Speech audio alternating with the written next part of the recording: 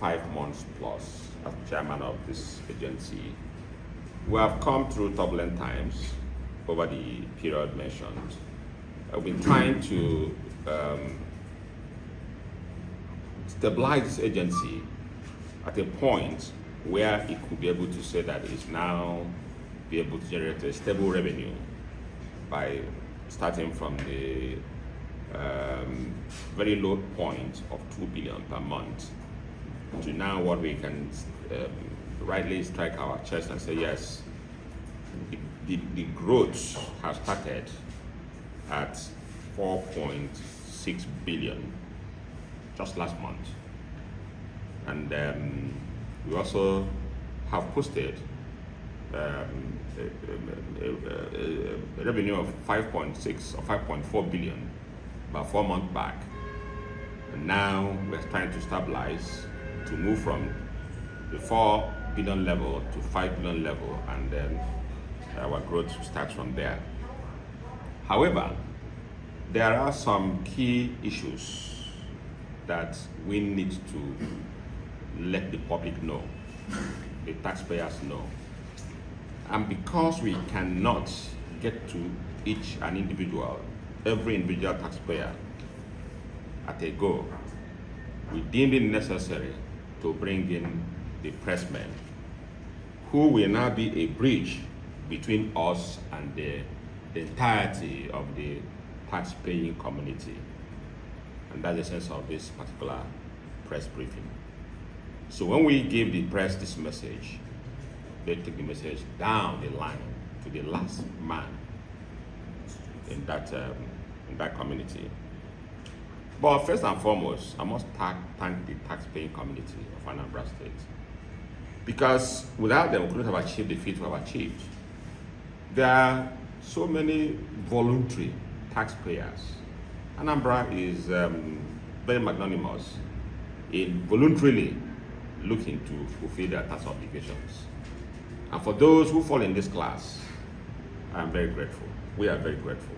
We say thank you, the Anambra, for being such a patriotic citizens, and then falling in line with the governor's aspiration of making Anambra a livable homeland for all, and the destination point instead of a departure lounge. That has been his mantra. And if you look around the entirety of Anambra horizon, the entire ecosystem has changed. The road infrastructure is second to none.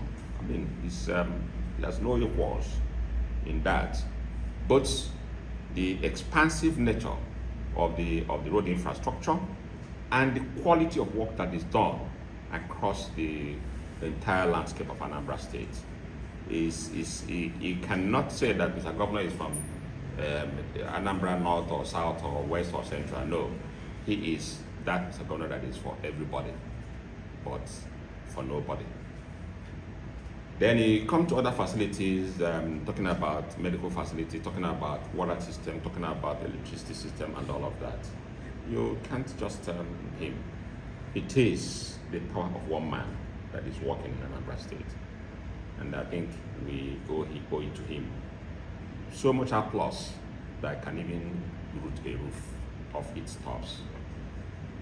So having said that, our people say that a good soup na money maker. Is that not so? Yes. So that is where we are. We are the people that is making the soup tasty and sweet. Because Anambra people can now see that the tax they pay is working for them.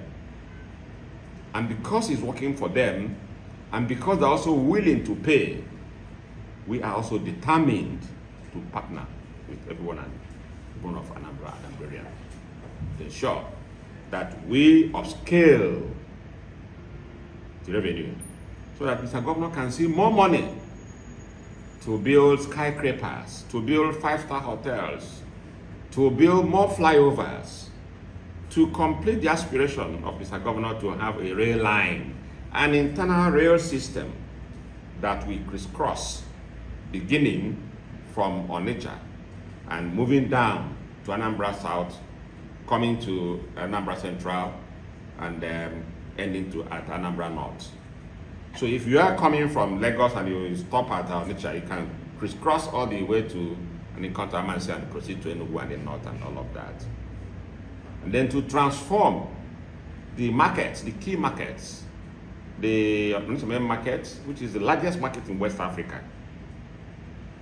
So it's now going to turn out to be the largest and most beautiful market in Africa. That's the aspiration of Mr. Governor. And this is going to be accomplished while he begins next time. So, but having said that, there's one enemy within that we'll have to deal with. And that has to do with non-state actors. The actions and activities of non-state actors are actually inhibiting revenue growth, revenue accretion. And how do they do it? Cash, cash, cash.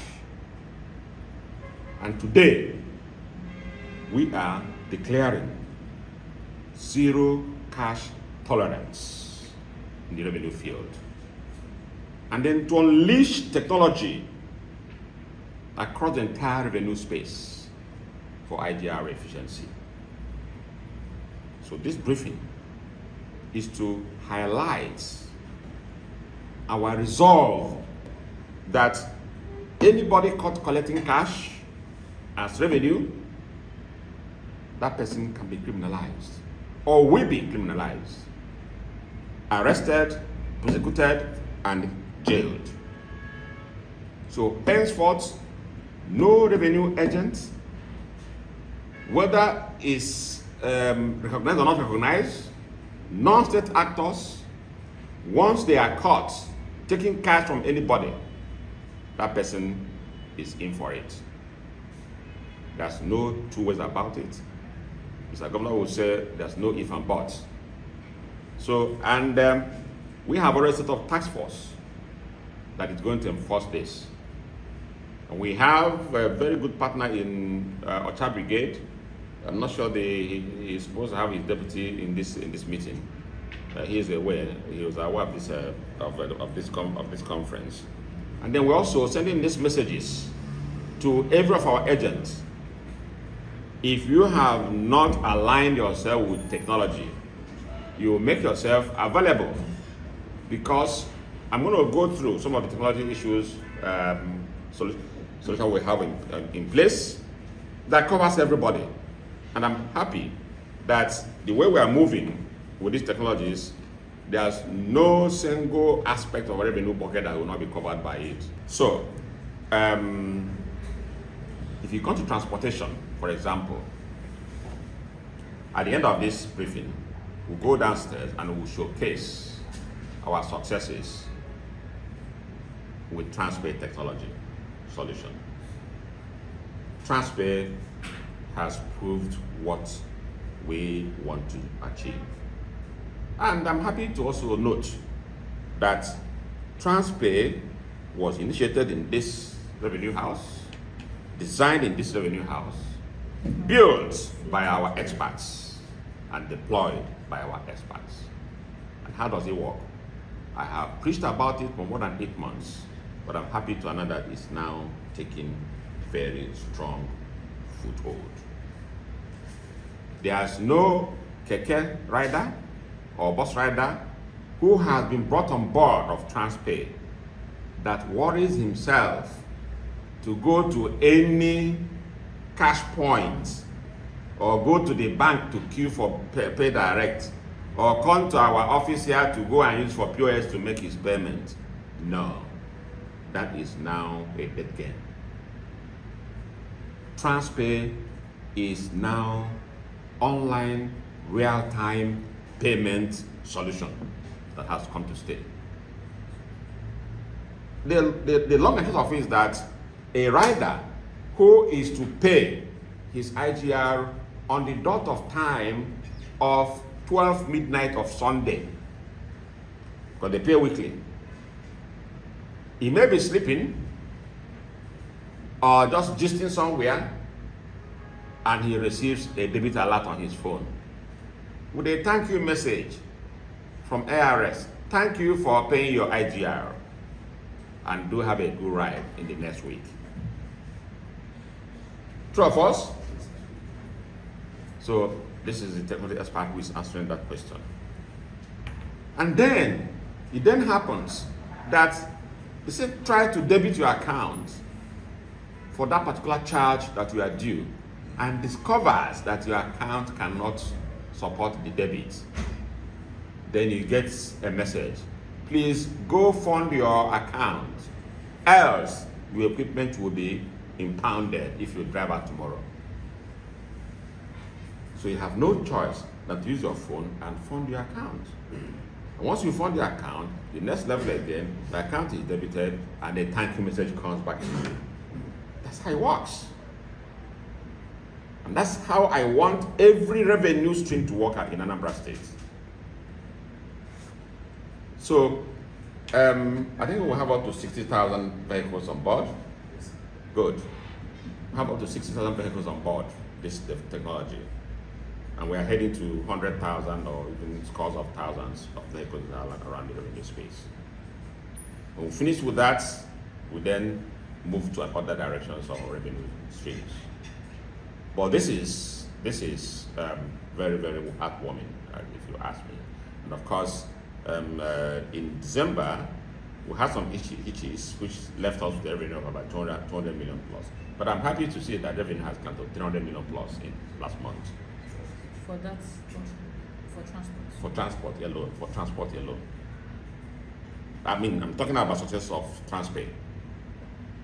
And again, we will continue to refine the technology.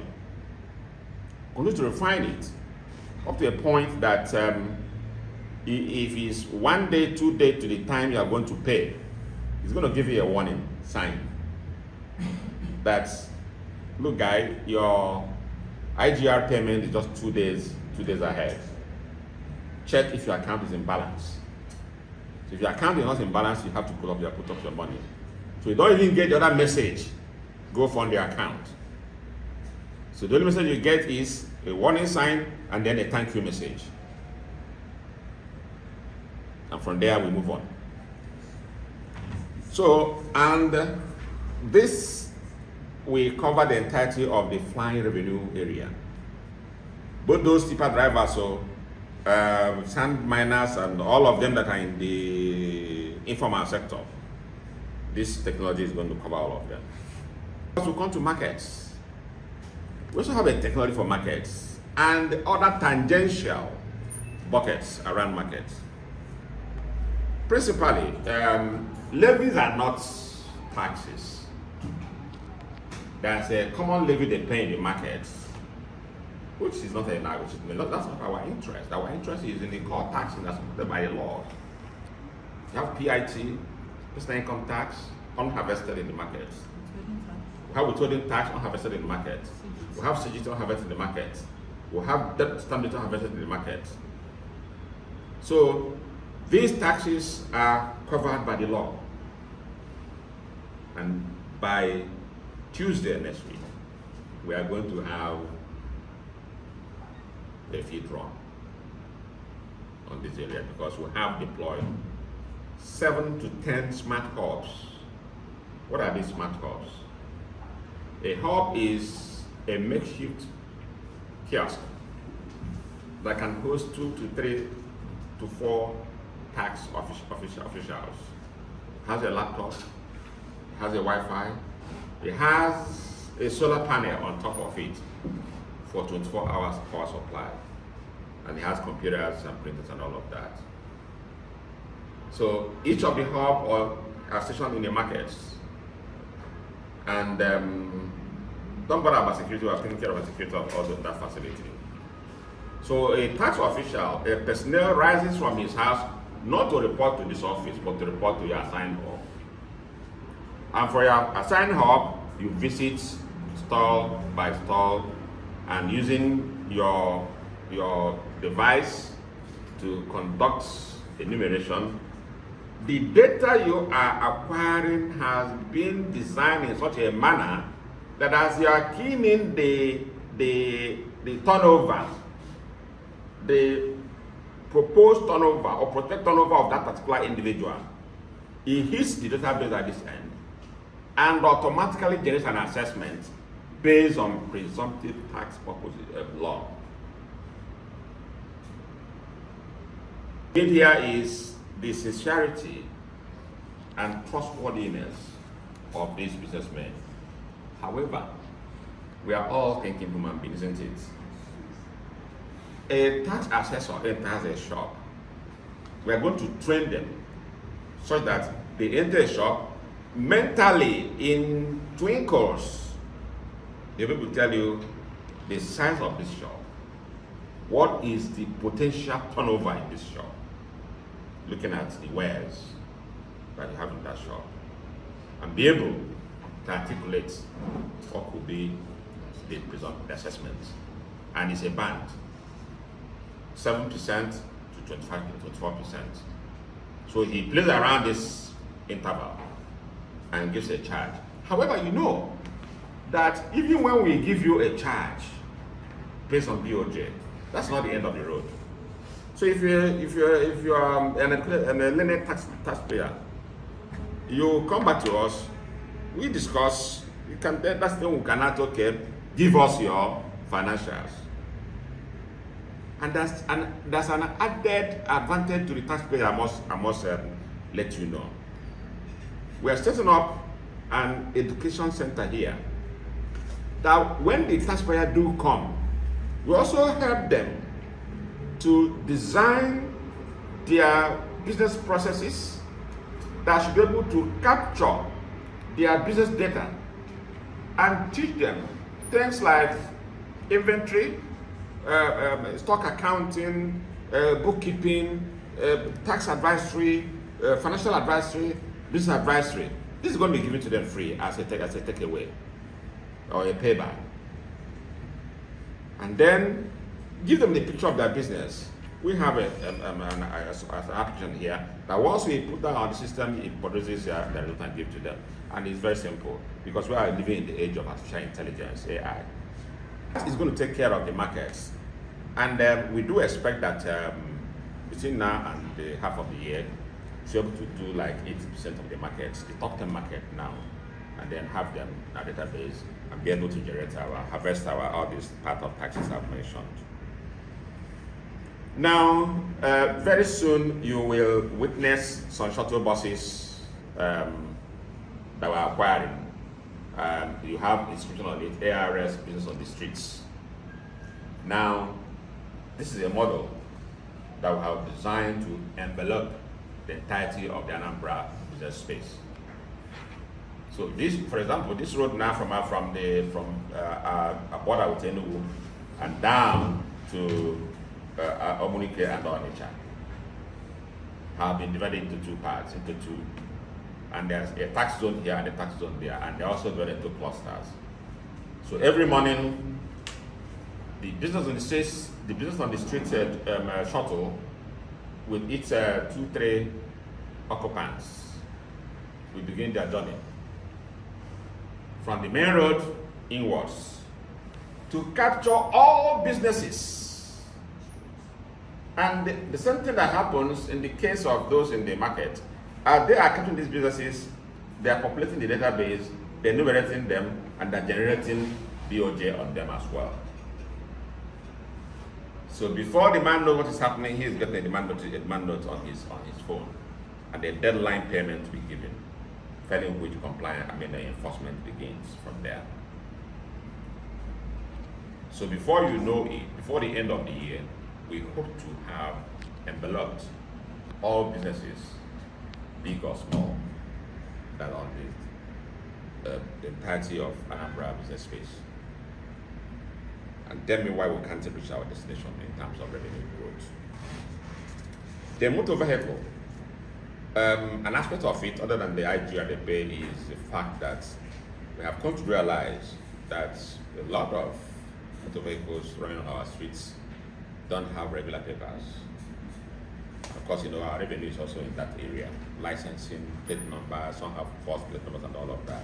We have given them 17th of this month, and then we begin enforcement. I'm so happy to hear from the police force that they also started the enforcement today on liberalizing insurance. But I said they should also add all these ones because we have had a meeting with the stakeholders and we want to push forward to this. And then, of course, added to the idea of this on the streets, there are also numerous businesses that we don't even know. In tax parlance, they call it not on database. We have also initiated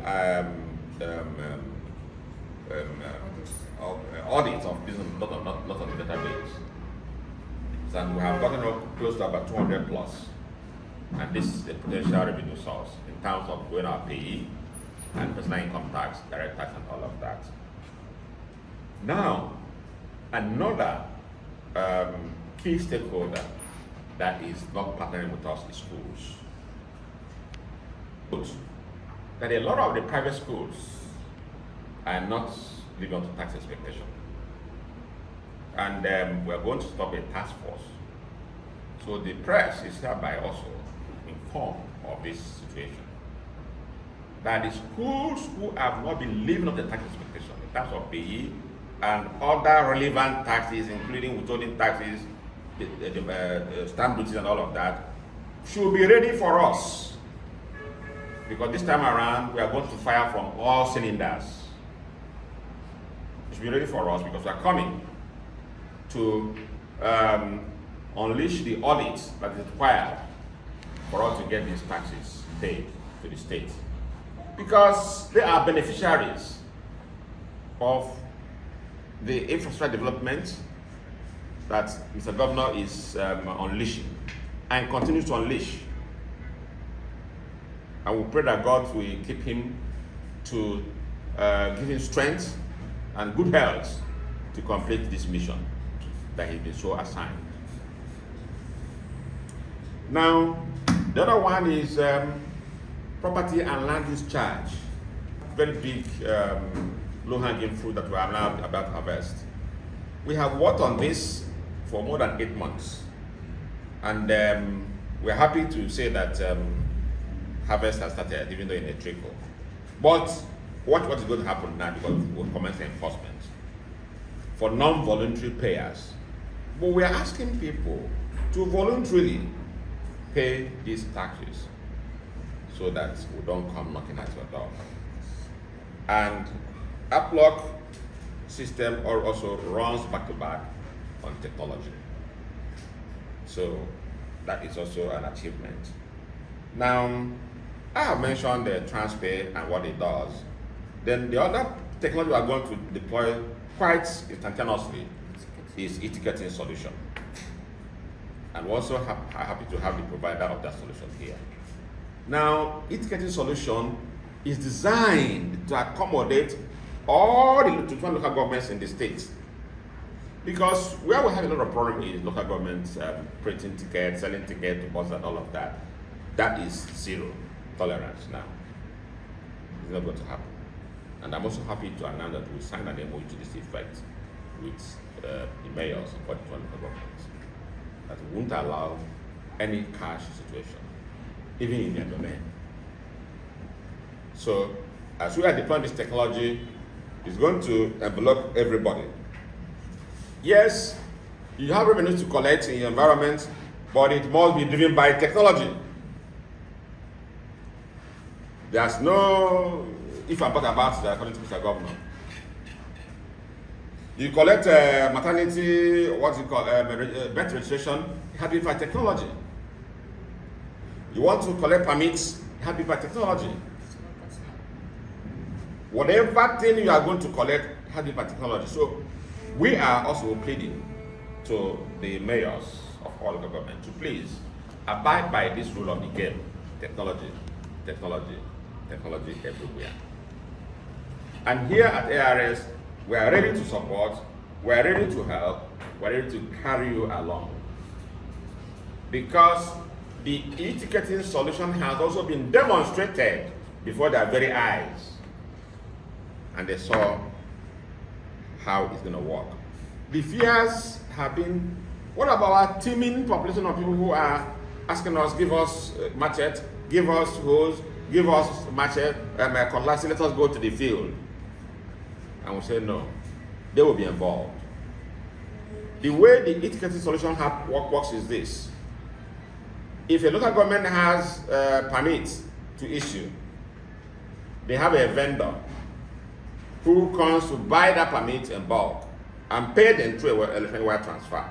The vendor now uses those, their army of job seekers as ticketing agents, who then goes to use their POS at the minimum, USSD, or wire transfer, or quick teller.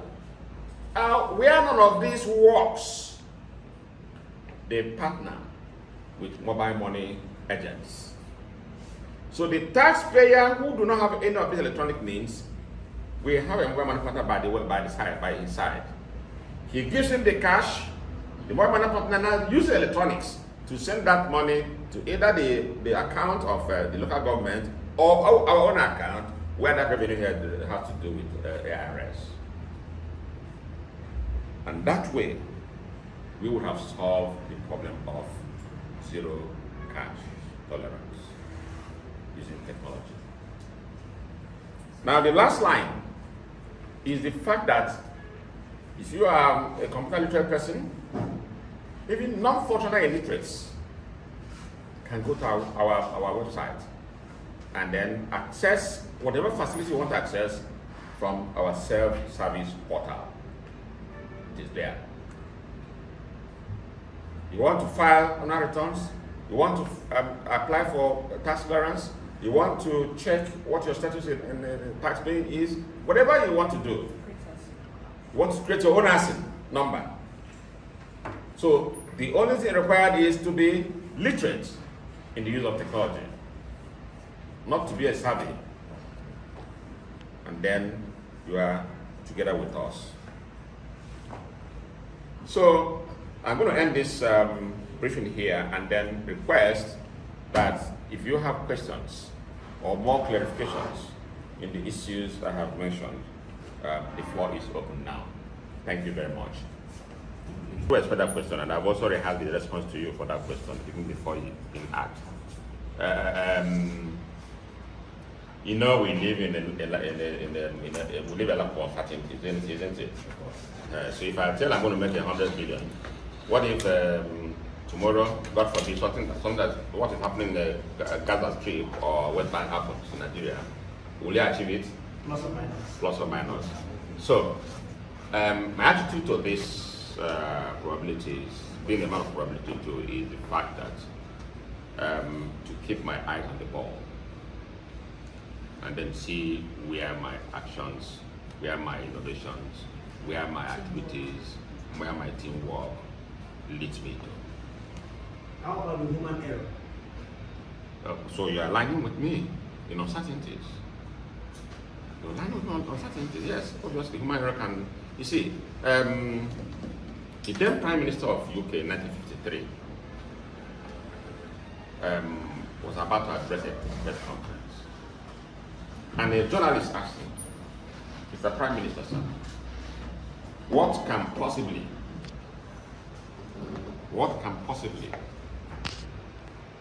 thwart a government